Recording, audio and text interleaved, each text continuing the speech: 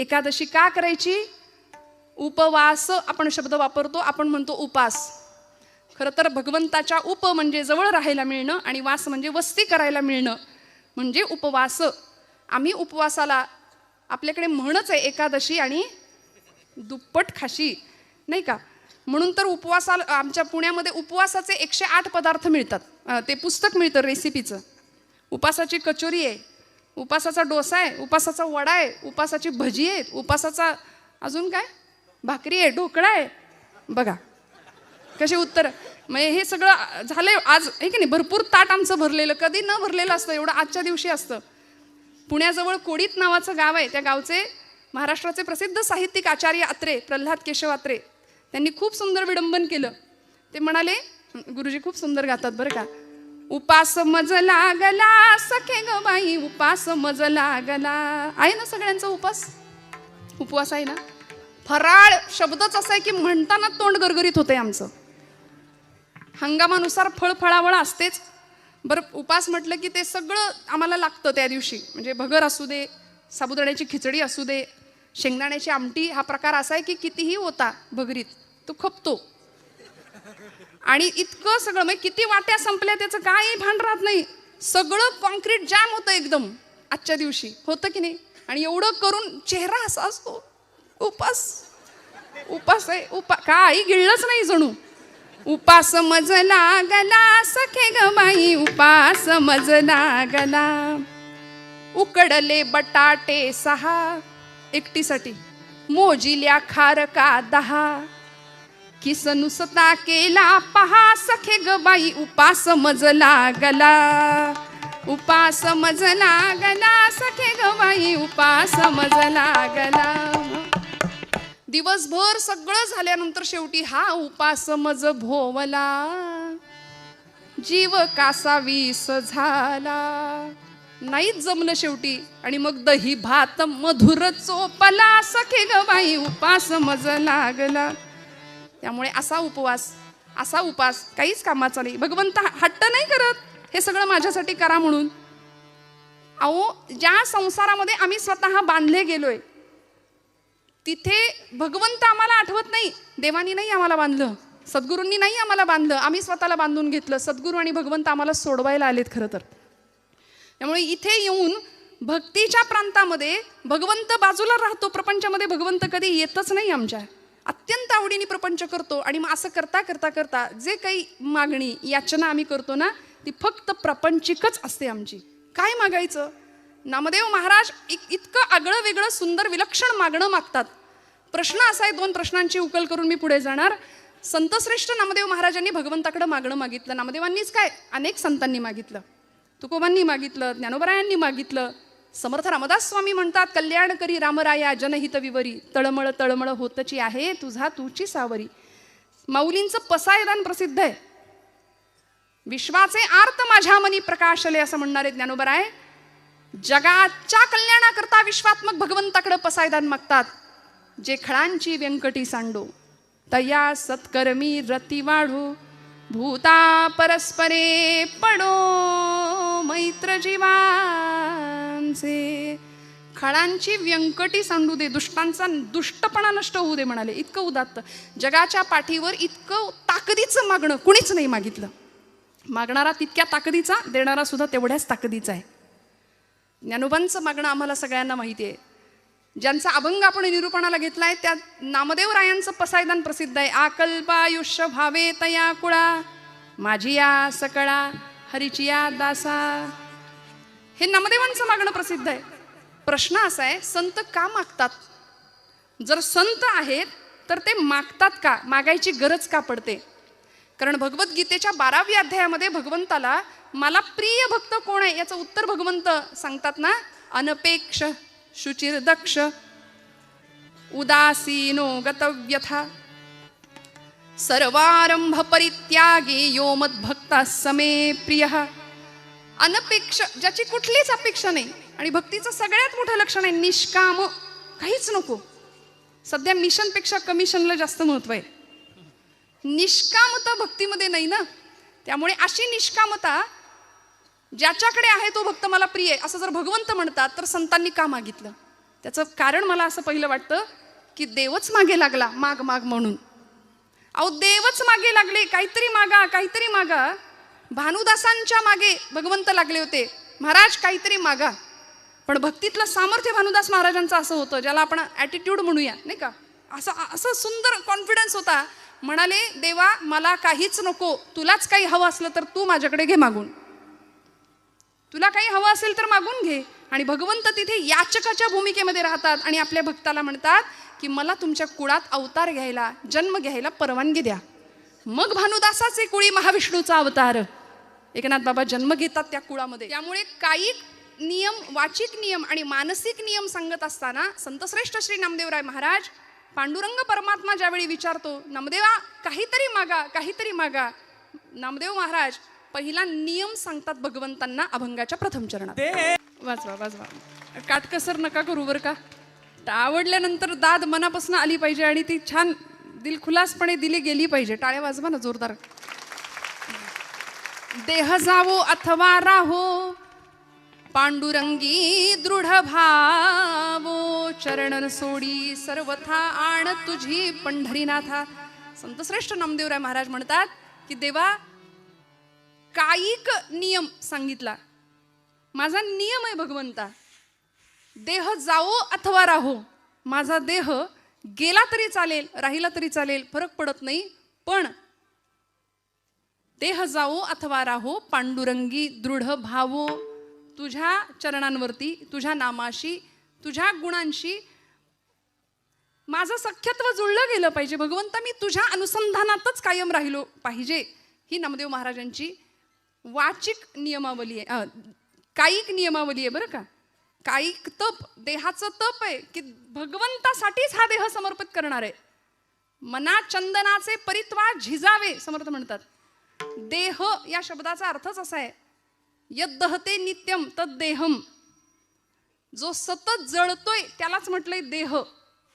नामदेव महाराजांना माहिती आहे हा देह जाणार आहे, देह जाईल जाईल, त्यासी काळोबा खाईल. देह हे काळाचे धन कुबेराचे, तेथे मनुष्याचे काय आहे, संपणार आहे.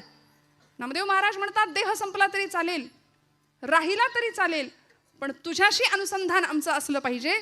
देह जावो अथवा राहो, पांडुरंगी दृढ भावो, तो भाव आमचा तुझ्या चरणांजवळ दृढ असला पाहिजे. आणि असा देह यद्दहते नित्यम तद देहम. तुम्ही म्हणाल कुठे काय जळतंय, देह जळतो म्हटलं ना मी आता. तुम्ही म्हणाल कुठे काय जळतंय, आता अजून थंडी म्हणावी अशी नाही सुरू झाली, पण आता हिवाळ्याचे दिवस सुरू होतील आणि काय जळतंय सांगताय. खरं आहे ना, जळतं बरं का. रोज आपण भोजनाला बसल्यानंतर भूक लागते, आतमध्ये अग्नी आहे प्रत्येकाच्या, तो अग्नी पेटलेला आहे, प्रज्वलित आहे, म्हणून आम्ही इथं बसलोय, चालतोय, उठतोय, फिरतोय. तो अग्नी एकदा विझला की लोक म्हणतात उचला, आहे की नाही. आज समाजामध्ये अशी मंडळी आहेत की देव आहे की नाही याच्यातच अडकलेली आहेत. अजून देव आहे की नाही यात चर्चा फिरतायत, पण देव आहे की नाही याच्यावर विचार करणाऱ्यांना बाबा महाराज सातारकर फार सुंदर सांगायचे. ते म्हणायचे तुम्ही देवाला माना किंवा मानू नका, पण त्यांनी तुम्हाला मानले एवढं लक्षात ठेवा. आणि ज्या दिवशी तो आपल्याला मानणार नाही त्या दिवशी आपल्या घरासमोर सुद्धा गर्दी जमेल. विठ्ठल विठ्ठल विठ्ठल.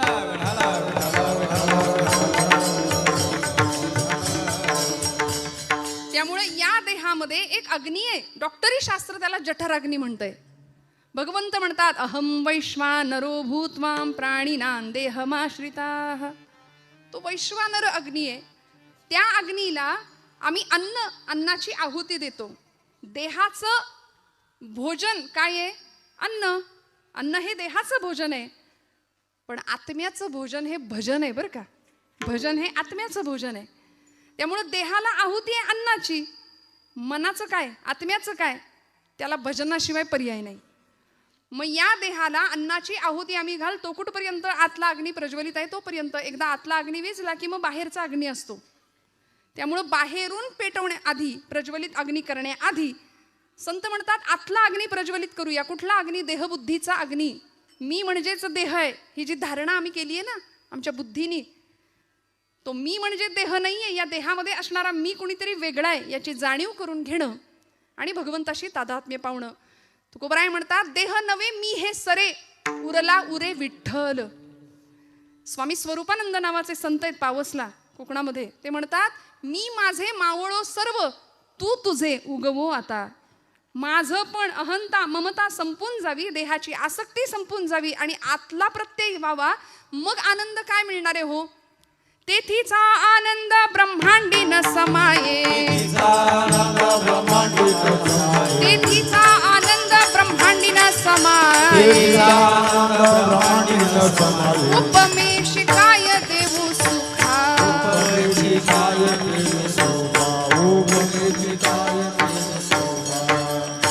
अंतरीची ज्योती प्रकाशली दीप्ती, मुळीची जी होती आच्छादिली. आतली ज्योत प्रज्वलित होणं, आणि एकदा का ती ज्योत प्रज्वलित झाली की मग सोहिरोबानाथ म्हणतात, तेथे कैचे दिवस राती, तयाविण नेत्रपाती हलवू नको रे. आणि अशा अवस्थेमध्ये तो प्रकाश आत्मचैतन्याचा जागृत व्हावा, मग देह गेला तरी हरकत नाही. आणि खरंय, झिजणं फार महत्वाचं आहे हो. शीर्यते यत शरीरम म्हटलंय, जे सतत झिजतंय त्यालाच तर शरीर म्हटलंय. 25व्या वर्षी जी देहाची अवस्था आहे ती 75व्या वर्षी नाही. नामदेव महाराज म्हणतात, मी देहाची नश्वरता मानतो, मला माहिती आहे देवा देह गेला तरी चालेल, पण तुझं अनुसंधान सुटता कामा नये. पांडुरंगी दृढ भावो. काय अवस्था होती. आजचा जन्मदिवस आहे नामदेव महाराजांचा. भगवंतावर नितांत प्रेम करावं, भगवंताशी बोलावं, खेळावं, नवे वेळ आली तर भांडावं सुद्धा भगवंतासोबत. जन्म झाला पंढरपुरामध्ये. गुणाई मातेला दृष्टांत झाला पांडुरंग परमात्म्याचा, की माझ्या पंढरपुरामध्ये येऊन राहा. आणि मग गुणाई मातेनी हट्ट करावा की मला पंढरपूरला जायचंय. पंढरपूरला ही सगळी मंडळी येतात. पंढरपुरामध्ये आल्यानंतर कार्तिक शुद्ध एकादशीचा म्हणजे आजचा दिवस, संतश्रेष्ठ नामदेव महाराजांचा जन्म, भगवंताच्या नामासाठी हा अवतार होता. नामाचाच प्रचार प्रसार पुढच्या काळामध्ये केला, म्हणून नाव सुद्धा ठेवलं नामदेव. असा भक्तीचा पताका भक्तीची हातामध्ये घेतली, जिला एक टोक होतं नामाचं, एक टोक होतं ज्ञानाचं, आणि दांडा होता तो भक्तीचा. म्हणून धर्माची पताका असते बरं का, झेंडा पक्षाचा असतो. त्यामुळं धर्म पताका संतांनी हातामध्ये घ्यावी आणि अवघं भारत भ्रमण करावं. नामदेव महाराजांचं इतकं विलक्षण कार्य आहे. आजच्या दिवशी त्यांचं स्मरण नाही केलं, खरं तर त्यांचा अभंगही त्याच कारणासाठी घेतलाय, तर आपली मोठी चूक ठरेल. 5 वर्षाचे होते नामदेव महाराज, फक्त अलौकिक सिद्धी 5व्या वर्षी. आणि नामदेव गाथा म्हणजे स्वतःच जणू काही आत्मचरित्र लिहावं नामदेव महाराजांनी, की ज्या पद्धतीने अनुभव व्यक्त करावे, कशा पद्धतीने भगवंत आपल्याशी बोलत होते, कशा पद्धतीने खेळत होते, कशा पद्धतीने मी भगवंताशी भांडत होतो. 5व्या वर्षी अलौकिक सिद्धी प्राप्त करावी. नामदेव महाराजांनी सकाळची वेळ, दामाशेटी पहाटे उठलेत आणि नामदेव महाराजांना सांगतायत, उठवलं, नामया आजचा नैवेद्य पांडुरंगाला तू अर्पण कर बरं, मी गावाला चाललोय, परगावी चाललोय. पूर्वीची मुलं आई वडिलांचं ऐकायची. आता असं सांगावं लागेल या गोष्टी, म्हणून मी हात जोडून जिथं जाते तिथे माता भगिनींना सांगते, आपल्या लेकरांना कीर्तनाला घेऊन या. काळाची खूप मोठी गरज आहे, ती खूप मोठी. आमच्या पोरांच्या आयुष्यात दुसरं काही नसतं. सकाळी टीव्ही, दुपारी टीव्ही, संध्याकाळी टीव्ही, रात्री टीव्ही, नाहीतर मग मोबाईल हातामध्ये आहे. या पलीकडे जाऊन जीवनाचं तत्वज्ञान संतचरित्रांच्या माध्यमातून कळायचं असेल तर या धर्ममंडपाखाली लेकरांना घेऊन आलंच पाहिजे, यावंच लागेल आपल्याला. नामदेव महाराज कधी कळतील आम्हाला. 5 वर्षाचे होते नामदेव महाराज. आई वडिलांनी सांगितलं, नामया देवाला नैवेद्य अर्पण करायचंय तुला. ऐकलं. 5 वर्षाचे होते. आईच्या मागे पहाटे बसणं लागले, आई आई लवकर लवकर, पांडुरंगाला भूक लागली असेल, त्याच्याही आधी मला भूक लागली आहे, लवकर जेवायला दे, लवकर नैवेद्याचं ताट तयार कर. गुणाई मातेनी तयार केलं नैवेद्याचं सुंदर ताट, आणि केळीच्या पानाने झाकून दुडू दुडू दुडू धावत राऊळामध्ये आलेत नामदेव महाराज. पांडुरंगाच्या समोर उभे राहिले, मंडल केलं, ताट ठेवलं, पाणी फिरवलं. करा सुरुवात म्हणले, आता करा सुरुवात देवा. तर एवढ्या अर्जवानी देव उठणार आहे का हो? देव जेवणार आहे का हो? इथं माणसातल्या माणसाशी आम्हाला नीट वागता येईना, बोलता येईना. पाषाणातला देव आमच्याकडून कधी उठणार? पण नामदेवांचा अर्जव काय होतं? देह जावो अथवा राहो, पांडुरंगी दृढ भावो. भगवंता पांडुरंगा, रोज माझे वडील येतात. किती वय आहे? 5 वर्षाचं वय आहे फक्त. आपल्या घरातलं आठवून बघा, 5 वर्षाचं लेकरू. 5व्या वर्षी नामदेव महाराज सांगतात, पांडुरंगा माझे वडील आज गावी गेलेत, रोज ते येतात आणि आज मी आलोय, म्हणून हे बघ बऱ्या बोलानं पटकन जेवण कर, उशीर झालाय, मी लवकर उठलोय तुला नैवेद्य द्यायचा म्हणून. जेव रे बाबा, उशीर करू नको. सगळे उपाय करून झाले तरी पांडुरंग हलेना, बोलेना, उठेना.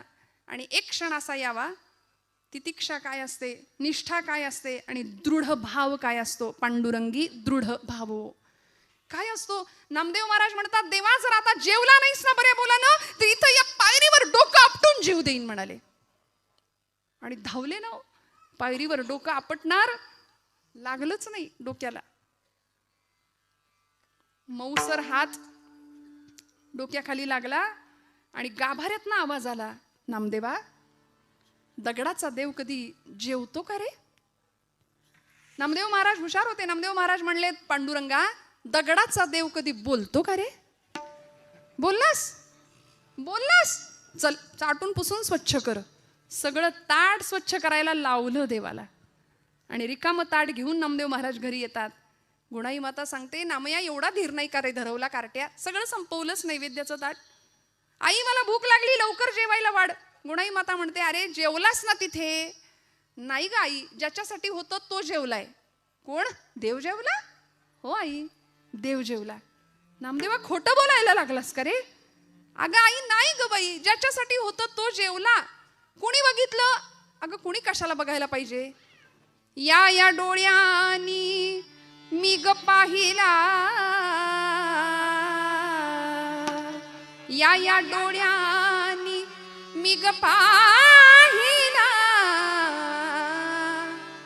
देव जेवला ग, देव जेवला, देव जेवला ग, देव जेवला,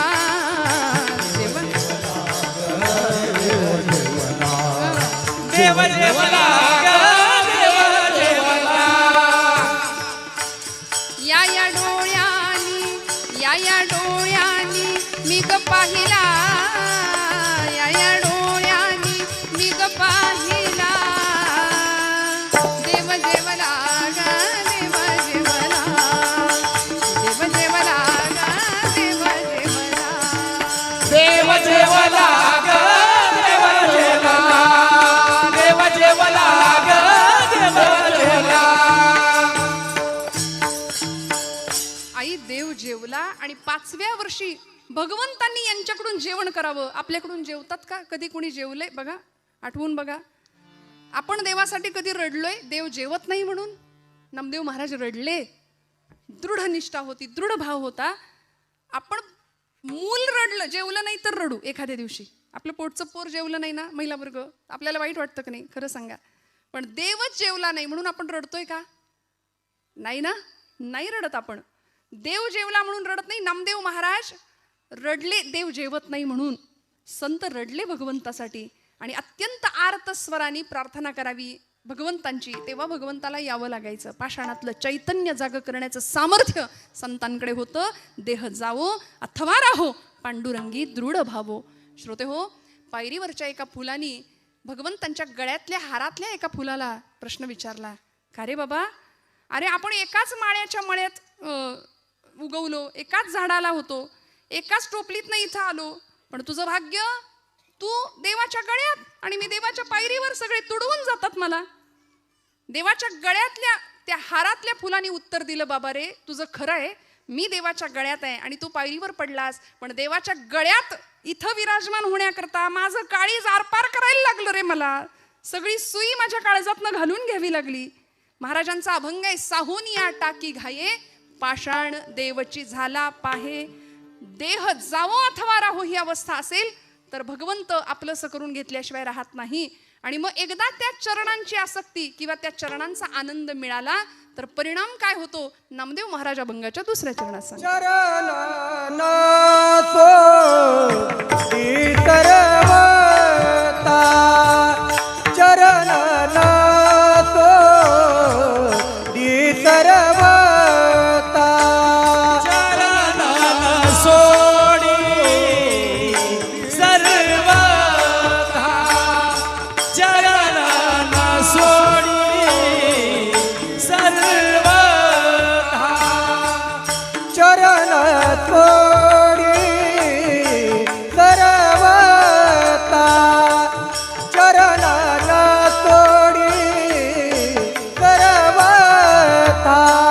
चरण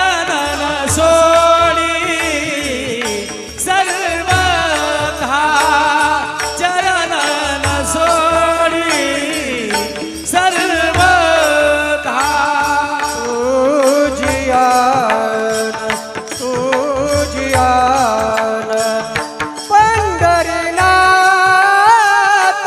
चरण सोडी सर्वता चरण सोडी सर्वता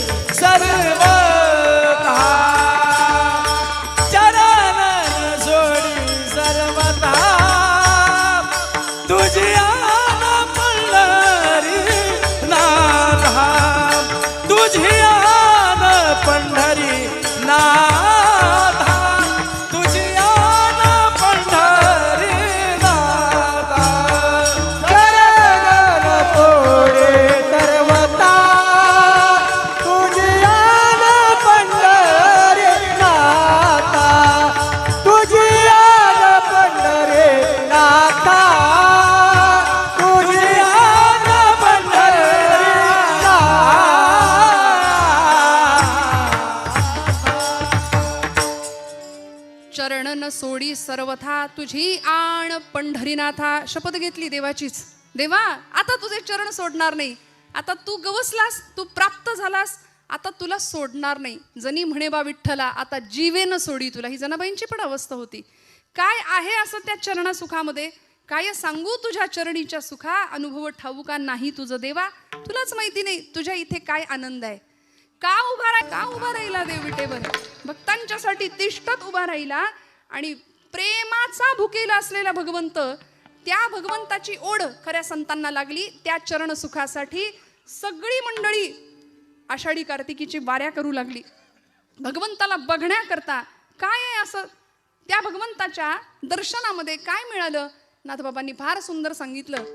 कृष्ण मूर्ती होय गे कळो आली सोय गे, प्राणाचाही प्राणू पाहता सुख सांगो काय गे.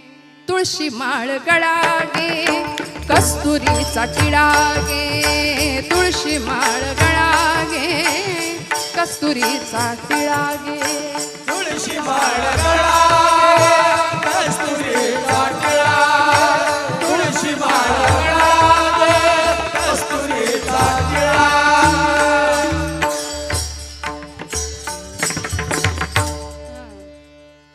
तुळशी हार गळा गे कस्तुरीचा टिळा गे, भक्त कृपेची माय गे ओळखिली विठाई गे. एका जनार्दनी विटे जोडी आले पाय गे. चरण न सोडी सर्वथा. नाथांनी काय केलं? एका जनार्दनी विटे जोडी आले पाय गे, तुळशी माळ गळा गे कस्तुरीचा टिळा गे. संतांनी सांगितलं जसं एखाद्या भ्रमराला, त्या कमळाला कळत नाही माझ्याकडे काय आहे, पण भ्रमराला कळतं. कुमुदिनी काय जाणे परिमळ भ्रमरा सकळ भोगीतासे, कुमुदिनी काय जाणे. भगवंतांच्या चरण सुखामध्ये नेमकं काय आहे? सगळ्या सुखांचा आगर असलेला परमात्मा, त्याच्या चरणाचं वेड संतांना लागलं. म्हणून आता तुझे चरण सोडणार नाही. नामदेव महाराज म्हणतात चरणन सोडी सर्वथा. आण शपथ त्याचीच घेतली. आण तुझी पंढरीनाथा. देवा माझे मन लागो तुझे चरणी, देवा माझे मन लागो तुझे चरणी. संसार व्यसनी पडो नेदी, संसार व्यसनी पडो नेदी, संसार व्यसनी पडो नेदी. नामस्मरण घडो संत समागम, वाऊगाची भ्रम नको देवा. नाथांचं मागणं आहे. आज या कायिक आणि वाचिक मानसिक मागण्यामध्ये, नियमामध्ये संतश्रेष्ठ नामदेव महाराज सांगतात, हा मानसिक नियम आहे बरं का. चरणन सोडी सर्वथा. आण तुझी पंढरीनाथा. या मनानी धाव कुठं घेतली पाहिजे? तुकोबराय सांगतात, आ मना तेथे धाव घेई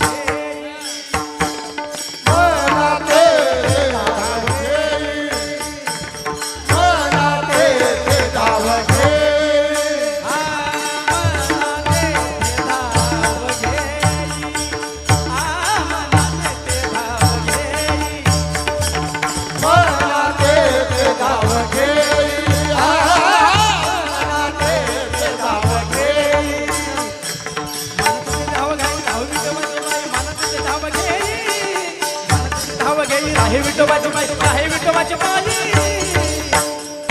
डोळे तुम्ही घ्या रे सुख डोळे तुम्ही घ्या रे सुख मनाचं धाव करी आहे विठोबाच्या पायी मनाचं धाव करी आहे विठोबाच्या पायी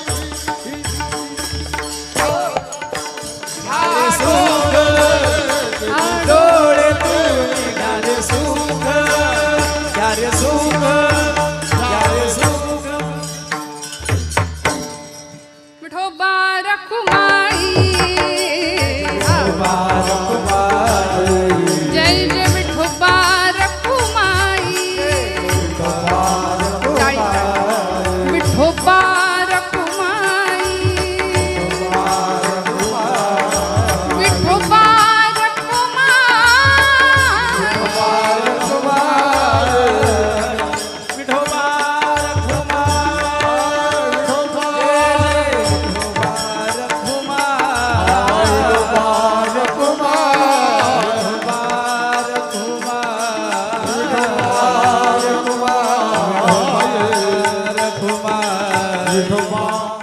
भक्ती प्रेमा वीणा ज्ञान नको देवा भक्ती प्रेमा वीणा ज्ञान नको देवा अभिमान नित्य नवा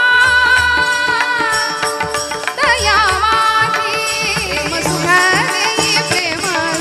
दे प्रेम सुख दे प्रेम सुख दे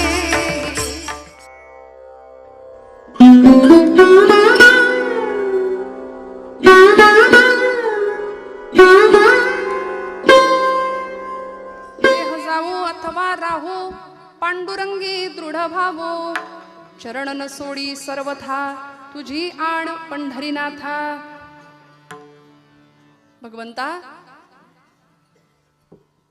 कायिक नियम मानसिक नियम आणि आता वाचिक नियम नामदेव महाराज भगवंताला सांगतायत बरं का मी हे नियम केलेत. खरं तर नियम करणारी माणसं खूप दुर्मिळ आहेत.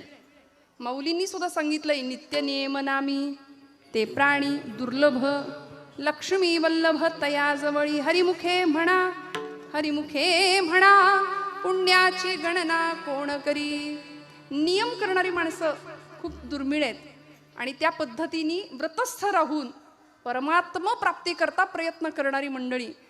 त्यामुळे भक्तीचा दिखावा करणारी मंडळी भरपूर असतील, प्रदर्शन करणारी मंडळी बरीच असतील, पण परमात्म्याकरता खरंच तळमळणारी नामदेव महाराजांसारखी विरळे संत होते. नामदेव महाराज म्हणतात की आता माझ्या मुखामध्ये अखंड भगवंता तुझं नाम राहिलं पाहिजे. तुझं नाम मंगल आहे आणि मंगल असलेल्या भगवंता तुझं नाम सुद्धा मंगल आहे, तू मंगलकारक आहेस. आणि असं तुझं नाम माझ्या मुखामध्ये का येत नाही हा प्रश्न नामदेव महाराजांना वारंवार पडत होता. नामाचे प्रचारक होते नामदेव महाराज. ज्यावेळी 5व्या वर्षी अलौकिक सिद्धी प्राप्त झालीच, कीर्तन इतकं सुंदर करायचे पंढरपूरच्या वाळवंटामध्ये नवे, संपूर्ण भारतभर भगवंताच्या नामाचा प्रसार आणि प्रचार नामदेव महाराजांनी केलाय. भक्तीची पताका फडकवत ठेवली. सुंदर प्रचार प्रसार करावा नामदेव महाराजांनी त्या नामाचा. वदनी तुझे मंगल नाम हृदयी अखंडित प्रेम चरण न सोडी सर्वथा आण तुझी पंढरीनाथा. तुझं नाम मंगल आहे पण माझं मन ते नाम घ्यायला तयार नाही. अमृताहुनी गोड नाम तुझे देवा मन माझे केशवा काबा न घे. नामा परते तत्व नाही रे अन्यथा वाया आणि कपंथा जाशी झणी. आम्ही सगळं करतो पण भगवंताला जे आवडतं ना ते नेमकं करत नाही. देवाला काय आवडतं? देवाला त्याचं नाम आवडतं, देवाला त्याच्या कीर्तीचं गायन आवडतं. म्हणून कीर्तनामध्ये भगवंत नाचतो. नामदेवांच्या कीर्तनामध्ये नाचत होता देव. इतका नाचत होता की पितांबर सुटलं तरी सुद्धा त्याचं भान नाही त्याला राहायचं. एकची टाळी झाली चंद्रभागे वाळवंटी माझा ज्ञान राजा गोपाळासी लाया वाटी. माझा ज्ञान राजा गोपाळासी लाया वाटी. एकच टाळी झाली चंद्रभागे वाळवंटे माझा ज्ञान राजा गोपाळासी लाया वाटे. माझा ज्ञान राजा गोपाळासी लाया वाटे.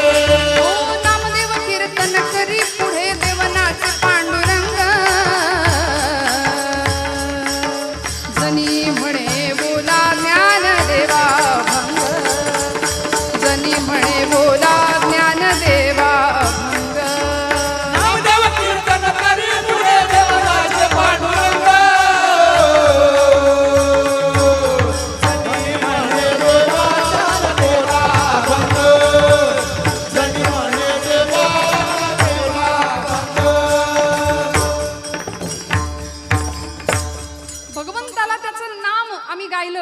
त्याला आवडतं. म्हणून तर कीर्तनाच्या सुखे सुखी होय देव, पंढरीचा राव उभा असे.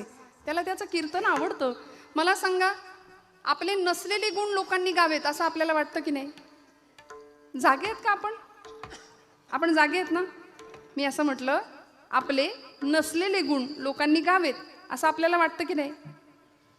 हां, मग त्याचे म्हणजे बघा, लोकांनी आपल्याला चांगलंच म्हटलं पाहिजे हा अनेकांचा समज असतो, धारणा असते.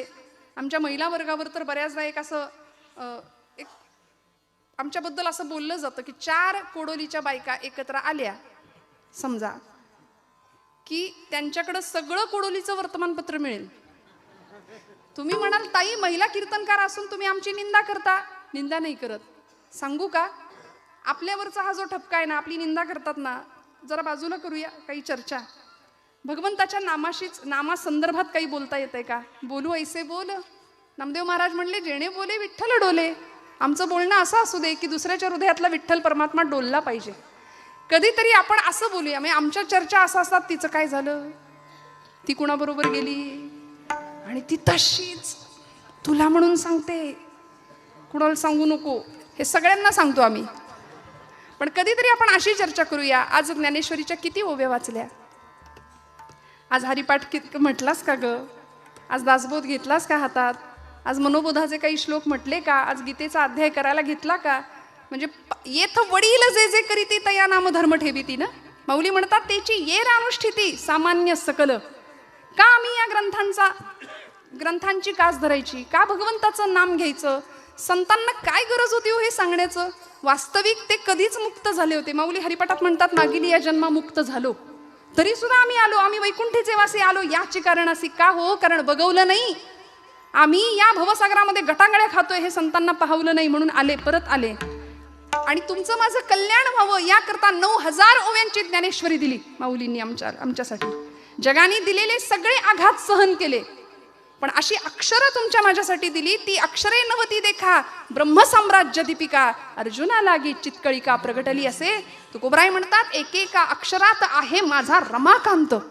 इतकं सामर्थ्य आहे प्रत्येक अक्षराचं. प्रत्येक अक्षरात भगवंत आहे. आणि ते सगळं आम्ही बाजूला ठेवतो. आपण डॉक्टरकडे जातो बरं का, काही दुखणं खुपणं आलं की आम्हाला तो डॉक्टर नावाचा देव त्यावेळी आठवतो. डॉक्टरांकडे आम्ही जातो. मग डॉक्टर काय करतात, आम्हाला गोळ्या औषधं लिहून देतात, प्रिस्क्रिप्शन देतात. ते आम्ही मेडिकलमध्ये जातो. बऱ्याच जणांचं ते नेमकं काय लिहिलंय वाचण्याकडेही लक्ष नसतं, पण आम्ही इतका विश्वास ठेवतो त्या चिठ्ठीवर. लगेच जातो, गोळ्या औषधं घेऊन येतो आणि देवासमोर त्या गोळ्या ती औषधं ठेवतो आणि हळदी कुंकू आपलं वाहतो. बरोबर ना? आपण जागे आहे ना? असंच करतो ना आपण? नाही, आपण काय करतो, औषधं घेतो. जो काही कोर्स असेल 4 दिवसाचा 5 दिवसाचा, तो आनंदाने. का? विश्वास आहे, डॉक्टरवर विश्वास आहे आमचा. मग अहो, तुमच्या माझ्या कल्याणाकरताच ज्यांनी जन्म घेतलाय त्या संतांनी टाहो फोडून सांगितलं, नाम परते तत्व नाही रे अन्यथा. नाम परते तत्व नाही रे अन्यथा. नाम परते तत्व नाही रे अन्यथा. नाम परते तत्व नाही रे अन्यथा. वाया आणि पंथा जाशी झणी, वाया आणि पंथा जाशी झणी. हरिमुखे म्हणा, हरिमुखे म्हणा, हरिमुखे म्हणा, हरिमुखे म्हणा, हरिमुखे म्हणा, हरिमुखे म्हणा, हरिमुखे म्हणा, हरिमुखे म्हणा. हरिमुखे म्हणा, हरिमुखे म्हणा, हरिमुखे म्हणा, हरिमुखे म्हणा, हरिमुखे म्हणा, हरिमुखे म्हणा, हरिमुखे म्हणा, हरिमुखे म्हणा.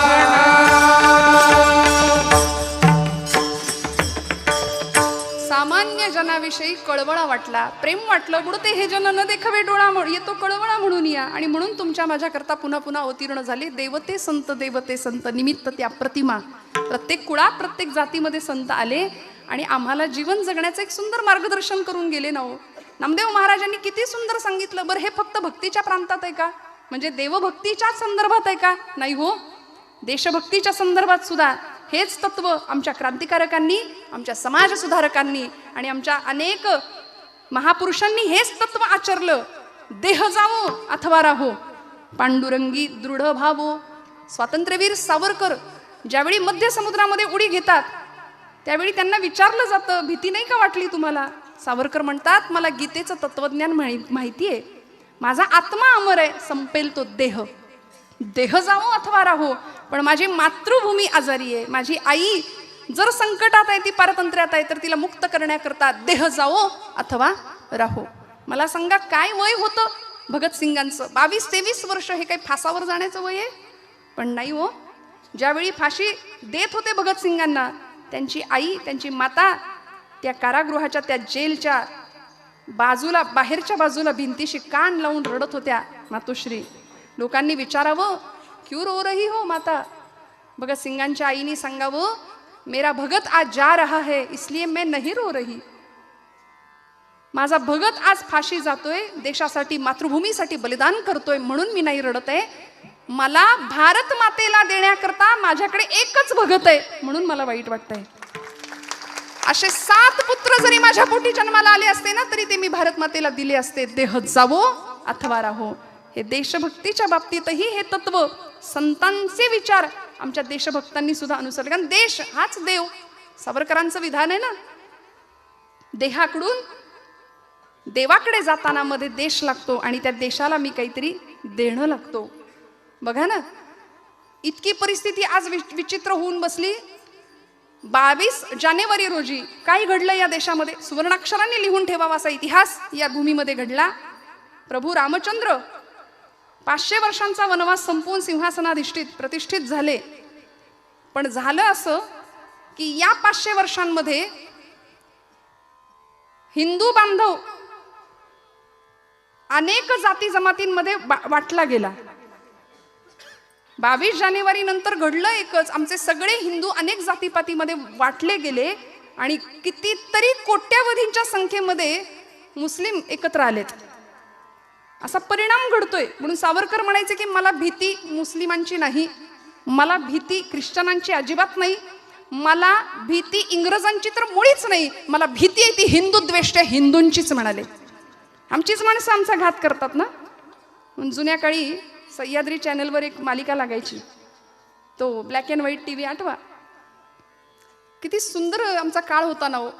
म्हणजे टीव्ही कलर नव्हता, टीव्ही साधा होता, ब्लॅक अँड व्हाईट होता, पण माणसाची मन रंगीत होती. स्नेह होता, आपुलकी होती, एकमेकांबद्दल आर्द्रता होती, प्रेम होता. असा तो दार लावायचा टीव्ही असायचा बघा घराघरामध्ये. काही घरामध्ये तर इतकं रामायण महाभारत त्या टीव्हीला लागलं. माझी आजी तर इतकी देवभोळी, ती उदबत्ती ओवाळायची टीव्ही पुढं.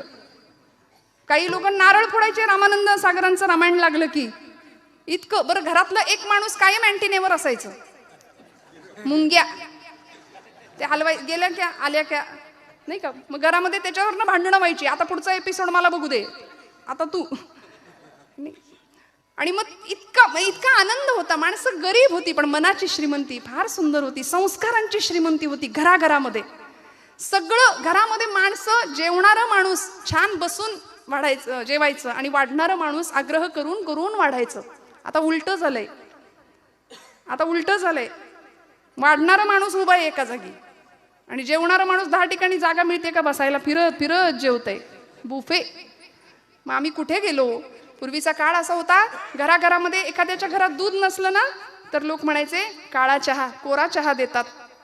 गरिबी असायची. पण आता ती श्रीमंतीचं लक्षण होऊन बसलंय. Black tea, lemon with ginger tea. का हो? आमची संस्कृती इतकी सुंदर आहे. अहो, नवीन मुलं प्रश्न विचारतात, आरतीवरनं हात का फिरवायचा? आरती करतो आपण देवाची, आरती घे बाबा असं एखाद्या लेकराला सांगितलं तर ते घ्यायला तयार नसतं. मग त्याला सांगूया समजून की अरे बाबा, आमच्या पूर्वसुरींनी, आमच्या संत महात्मांनी, आमच्या पूर्वजांनी हे का सांगितलं? कोरोनामध्ये कापराचं महत्त्व आपल्याला कळलं. मग घराघरात गाडीमध्ये कपूर लावायला सुरुवात केली लोकांनी. पण आमच्या संतांनी, आमच्या पूर्वजांनी आम्हाला किती श्रीमंती आमच्या संस्कृतीची सांगून दिली की आरतीवरनं हात फिरवायचा. कापूर आरती आहे ती, तिच्यावरून हात फिरवला की आपोआप हाताचं सॅनिटायझेशन होणार आहे, निर्जंतुकीकरण होणार आहे, आणि मग निर्जंतुक झालेल्या हातावरती पुढे प्रसाद घ्यायचा असतो. ही भारतीयांची श्रीमंती. पण आम्ही हे सगळं बाजूला टाकलंय बरं का. संतांनी टाहो फोडून फोडून सांगितलं. छत्रपती शिवप्रभूंनी आईकडून हे सगळे संस्कार घेतले, रामायण महाभारत शिकले, कीचकाची छाती फोडणारा भीम छत्रपती शिव शिकले, आणि म्हणून तर पुढे पराभव करता आला अफजल खानाचा, अनेक राक्षसांचा पराभव करता आला. भगवंताचं अधिष्ठान समोर ठेवलं, कारण देह जावो अथवा राहो पांडुरंगी दृढ भावो, चरण न सोडी सर्वथा आण तुझी पंढरीनाथा. आणि भगवंता तुझं नाम इतकं गोड आहे, इतकं गोड आहे की ते आमच्या मुखामध्ये कायम असलं पाहिजे. हा नामदेव महाराजांचा अट्टहास. आणि पुन्हा नामदेव महाराज म्हणतात की देवा, हा जो मी नियम केलाय ना, बघा संत कसे असतात, हा जो कायिक, वाचिक आणि मानसिक मी नियम केलाय. वाचिक नियम काय? वदनी तुझे मंगल नाम, हृदयी अखंडित प्रेम, प्रेम मागून घेतलं.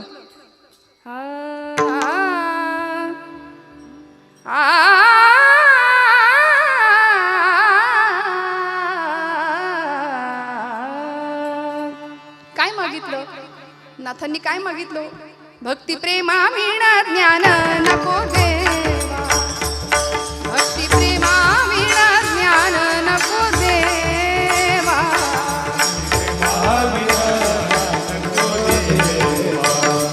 भक्ती प्रेमा अभिमान नित्य नवा दया माझी, अभिमान नित्य नवा दया माझी, प्रेम सुख देई, प्रेम सुख देई, प्रेम सुख देई, प्रेम सुख देई.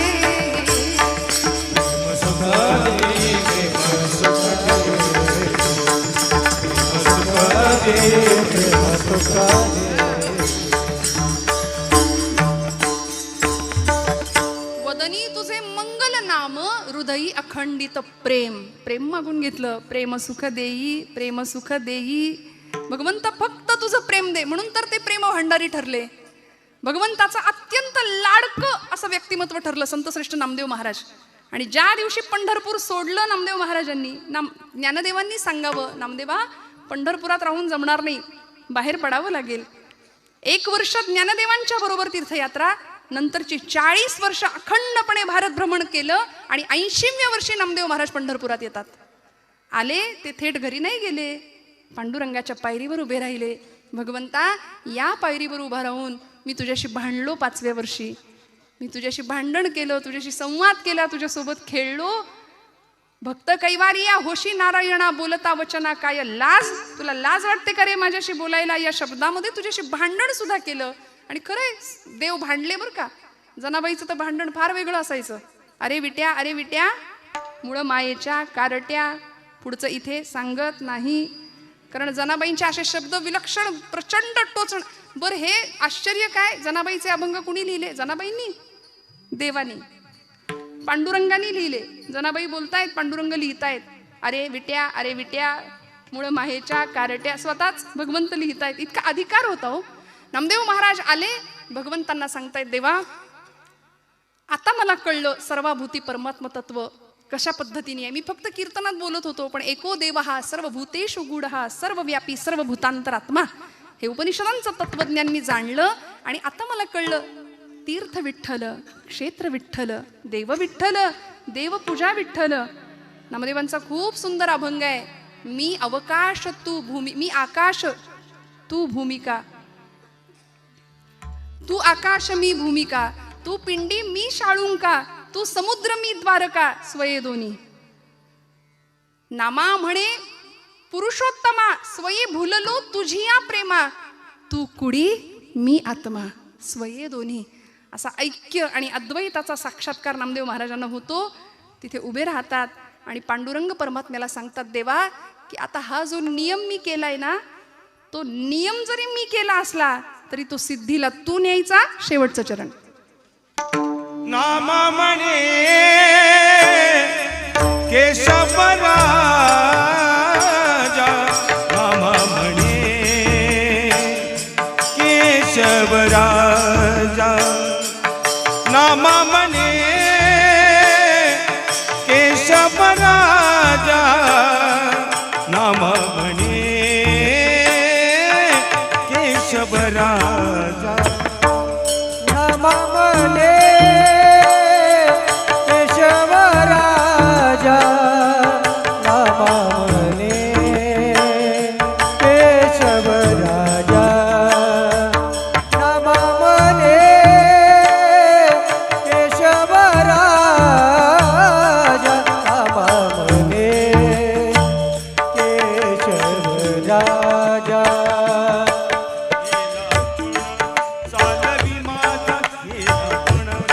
चालवी माझा केला पण,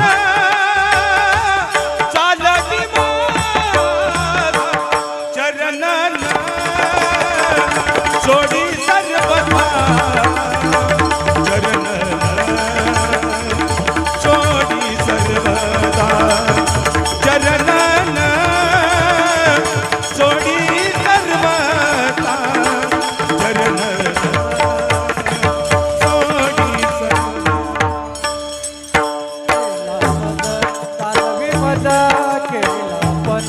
तालवी मजा केला पण, तालवी मजा चरण सर्वता, कोडे सर्वता, चरण कोडे सर्वता, चरण कोडे सर्वता.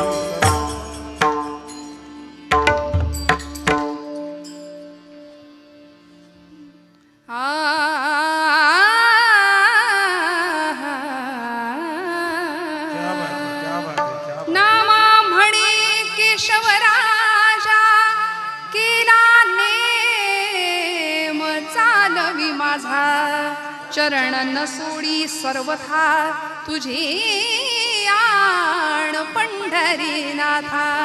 संतांचा अधिकार असा आहे. नामदेव महाराज म्हणतात मी नियम केला, हाची माझा नेम सिद्धी नेई. नाथ महाराज सुद्धा म्हणतात ना की मी नियम केला पण तू तो सिद्धीला न्यायचा. सत्य संकल्पाचा दाता नारायण, मी संकल्प करेन पण तू संकल्प तू सिद्धीला न्यायचा. आणि मग अशा भक्ताची अवस्था काय होते तुकोबराय सांगतात. आता निश्चिंतीने पावलो विसावा, कुंटलिया धावा तृष्णेची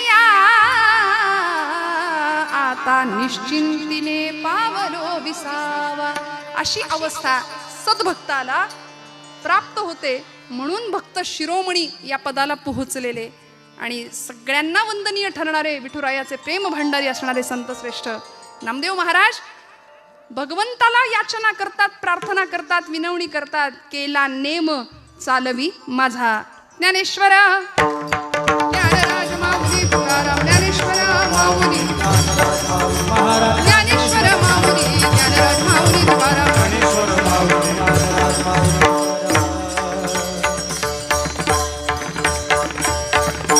पारायण सप्ताहातलं कीर्तन हे बरोबर 11ला संपावं अशी अपेक्षा राहते, म्हणजे संयोजकांच्या बरोबर श्रोत्यांची सुद्धा. त्यामुळं तो प्रयत्न माझ्या परीने मी केलाय. आपला जास्त वेळ इथून पुढे सुद्धा घेणार नाही, अजिबात काळजी करू नका. हे पारायण माऊलींच्या ज्ञानेश्वरीचं चालू आहे. माऊलींचा हा सप्तशतकोत्तर सुवर्ण महोत्सवी हे वर्ष आहे. माझा मराठाची बोलू कौतुके परी अमृताते ही पैजा जिंके असं म्हणणाऱ्या ज्ञानोबांनी मराठी भाषेचा गौरव केला. आणि त्यांच्याच या सप्तशतकोत्तर सुवर्ण महोत्सवी वर्षामध्ये मराठी भाषेला अभिजात दर्जा प्राप्त झाला. हे केवढं मोठं आपल्या मराठी भाषे, म्हणजे आपल्या आईचा केलेला गौरव आहे हा, आपल्या आईचा केलेला सन्मान आहे. जसं ज्ञानोबांचं हे सप्तशतकोत्तर सुवर्ण महोत्सवी वर्ष आहे, तसं तुकोबरायांचं हे त्रिशतकोत्तर अमृत महोत्सवी वर्ष आहे. 375 वर्ष तुकोबरायांच्या जन्माला यावर्षी होत आहेत. त्यामुळे गाथा काय, ज्ञानेश्वरी काय, गाथा हातात घेऊया तर आमचा माथा सुधरेल. माऊलींची ज्ञानेश्वरी हातात घेऊया, सगळ्या प्रश्नांची उत्तरं मिळतील. आम्ही म्हणतो आम्हाला ज्ञानेश्वरी कळतच नाही. खरं सांगू का आमची अडचण काय आहे? आईची भाषा लेकराला कळत नाही असं कधीच होत नाही, कळते. पण आमचं अडचण किंवा समस्या अशी आहे की आम्ही लेकरू व्हायला तयार नाही. मी करता ऐसे म्हणसी समर्थ म्हणतात तरी तू दुःखी होशी. श्रीराम करता म्हणता पावसी यश कीर्ती प्रताप. करते पण भगवंताकडे देऊया. माऊलींना सुद्धा धाकटं पण खूप आवडायचं. माऊली म्हणतात थोरपणा परा सांडी जे व्युत्पत्ती अवघी विसरीजे, जे जगात धाकुटे होईजे तै जवळीक माझी. कशाला मोठेपणा? आज आम्ही अहंकार नावाची जी गोष्ट घेऊन बसलो ना, आणि भगवंताला ॲलर्जी आहे ती दंभाची. देवाला अहंकार अजिबात आवडत नाही. परवा पुण्यामध्ये ट्रॅफिक सिग्नलला एक गाडी दिसली मला. मोठी गाडी होती बरं का. माणसं कशाचा अहंकार करतील माहिती नाही. आणि हे मीच नाही, आपण सगळे पाहता. फक्त जरा आज कीर्तनात बोलते, त्या गाडीच्या मागे असं लिहिलं होतं, मोठी सफारी गाडी होती. म्हणले भाऊंशी वाकडं स्मशानात लाकडं. कशाचा अहंकार आम्ही करतो? धनानी भूमो पशवश्च गोष्टे भार्या गृहद्वारी जनस्मशाने. सगळंच इथं राहणार आहे. देहश्चितायाम परलोक मार्गे कर्मानुगो गच्छती जीव एकहा. सोबत फक्त कर्म येणार आहे ना, मग ते कर्म या देहानी असं घडावं. बघा ना, कर्माच्या बाबतीमध्ये माणूस स्वतंत्र आहे, पण फळाच्या बाबतीत परतंत्र आहे. फळ भगवंत आम्हाला देणार आहे. त्यामुळे कर्म असं करूया की भगवंताला उत्तम फळ आम्हाला द्यावंच लागेल. आमचा देह देवकार्यासाठी देशकार्यासाठी झिजावा. देह जावो अथवा राहो पांडुरंगी दृढ भावो. ही अवस्था तुमची माझी सुद्धा साधकावस्थेमध्ये भक्तीच्या वाटेवरती व्हावी. आणि मग हे करत असताना जीवनातल्या अनेक समस्यांची उत्तर आम्हाला मिळतील. कशाला कुणाचा हेवा करायचा, द्वेष करायचा, मत्सर करायचा? मी हात जोडून सांगते श्रोते हो, माझ्यावर विश्वास ठेवा. अंतःकरणाची शुद्धता आणि नीतियुक्त जर आपलं आचरण असेल ना, तर माझ्यावर विश्वास ठेवा, परमेश्वर काटा सुद्धा टोचून न देण्याची जबाबदारी घेतो. कारण त्याचं ब्रीद आहे, त्याचं आश्वासन आहे योगक्षेम वहाम्यहम. तो सांभाळतो, तो आपला नियम सांभाळतो, तो आपला संकल्प सुद्धा सिद्धीला नेतो, जसा नामदेव महाराजांचा नेला. झालेली सेवा भगवंत चरणावर समर्पित करते. जावो अथवा हो देह, जावो अथवा हो देह, जावो अथवा हो देह, जावो अथवा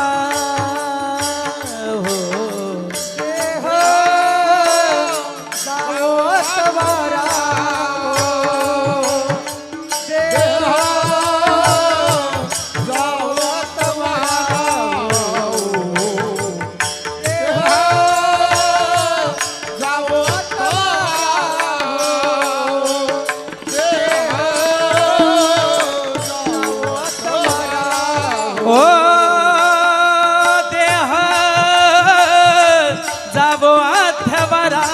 हो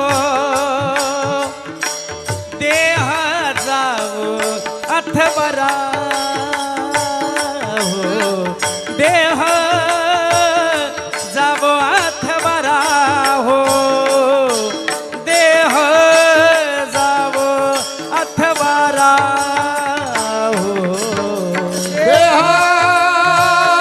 जावो अथवा हो देह, जावो अथवा देह, जावो अथवा देह, जावो अथवा पांडुरंगी दृढ भाव, पांडुरंगी दृढ भाव, चरण सोडी सर्वथा, चरण सोडी सर्वथा, चरण सोडी सर्वथा, चरण सोडी सर्वथा. पांडुरंगे दृढ भाव, पांडुरंगे दृढ भाव, चरण सोडी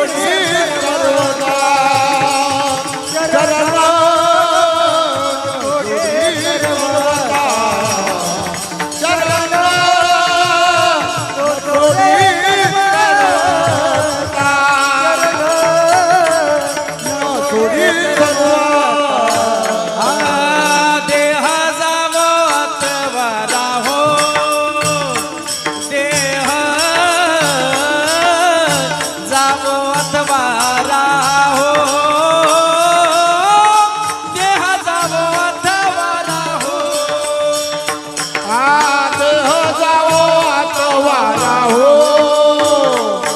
देह तवारा हो